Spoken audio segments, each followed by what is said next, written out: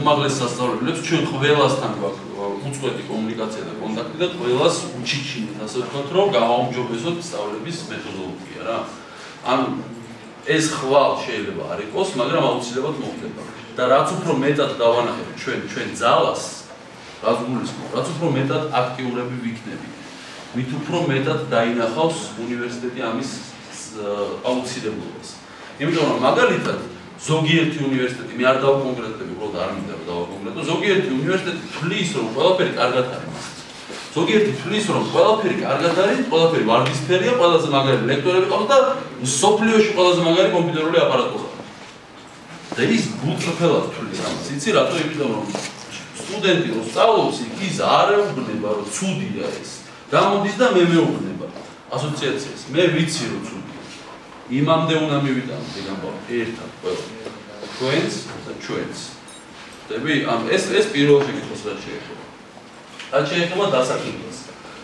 თუ შენ ძლიერი პროფესიონალი ხარ ამ სფეროში საქართველოში, ხო? შენ გაქვს ძალიან ბევრი სხვადასხვა შესაძლებლობები რა. ნომერი 1 და ყველაზე მარკები ასე ვთქვათ. შენ შეგიძლია იყო ფრილანსერი და რატო იზღუდები საქართველოში, ხო? რატო იზღუდებ თავს? იყავი ფრილანსერი და იმუშავე გარეთ.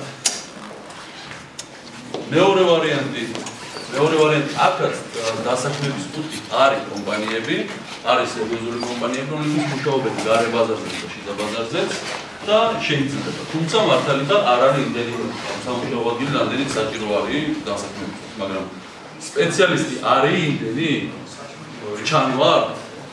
არ ჩანვარ. ანუ ხვალ რომ მიხვიდე შენ ნებისმიერი პოტენციური დამკვეთის კომპანიაში რომ მიხვიდე და უთხრა რომ შენ რომ კომპიუტერული გრაფიკა გჭირდება, სად მიდიხარ? აბსოლუტური უმრავლესობა გეტყვის რომ უკრაინაში უკვეთავ, იმიტომ რომ მუსირებს აზრი საქართველოში, რომ საქართველოში კომპიუტერული გრაფიკის სპეციალისტები არ არის. იმიტომ რომ არ ჩანვარ.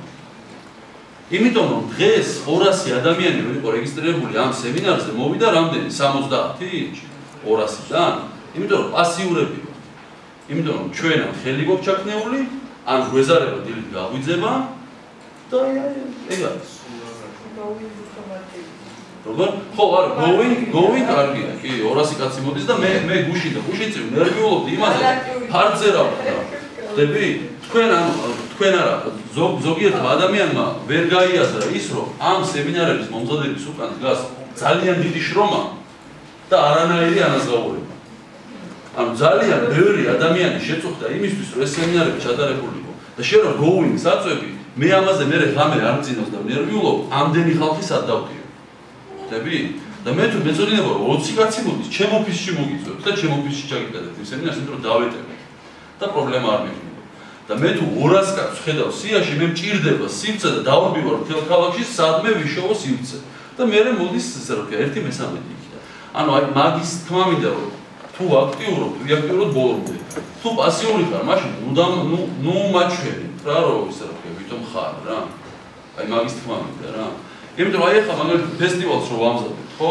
იმ going-ს რო დააწვევა 900 ადამიანი, 900 ადამიანის დარბაზს რო დავიქირავებ, ჩვენ ფულს რო გადავიხდით ამაში. და მოვა 100 კაცი, მეორედ ის ფესტივალი აღარასდროს აღარ ჩატარდება. მეორედ ჩატარდება, მაგრამ ეგ პრობლემა იქნება ყოველთვის. კი. ის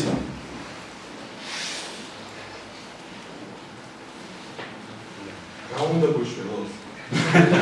კახი კავსაც გავარჯო. ცოტა. გუშველე. ისევ და ისევ იქით გუშველება, რომ რაღაცნაირად ერთად ვიჩარიჩოთ ასე რა. არავინ არ მოვა და ჩვენ მაგივრად არ გააკეთეთ ჩვენ საქმეს. შენ ოთახს ყველაზე კარგად ვინ დაალაგებს? შენ. არა, დამლაგებელი დაგილაგებს და აგირებს ყველაფერს და მე დაждები და სად არის ჩემი მაუსი. და შენ ოთახს შენ თვითონ ყველაზე კარგად დაალაგებ. შესაბამისად, ჩვენ სფეროს დავალაგებთ ჩვენ. არავინ არ მოვა ბიძია, ციდან არ ჩამოვა და არ ეტყვის რომ აჰა, თქვენ ზაკაზები რა. არავინ არ იტყვის მაგას. ისმენ. ის პროექტი რა გასულ. როგორ? პროექტი რა გასულ. რომელი პროექტი? დაჯდა? პირველი რა დაჯდა პროექტი? მე 7000 დოლარი. ანუ ზუსტად მაგას ვაპარაკობდი, რომ ბევრი ადამიანი შეწუხდა ამ სემინარების მოწვევას. აი, აკადემია, მე ამას ანიმაციაზე ეს პროექტი ამისთვის გაკეთდა. დღევანდელი დღის. სადაც 200 ადამიანი მოდიოდა და 50 მოვიდა.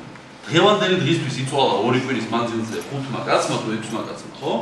რომ დღეს ეს ანიმაცია ყოფილიყო. დიდი შეიძლება არაფერი, მაგრამ იწვალა ადამიანმა, იმიტომ რომ მოდიოდით. აი ეს არის რა დაჯდა ეს პროექტი. დაჯდა 2 კვირა შრომა.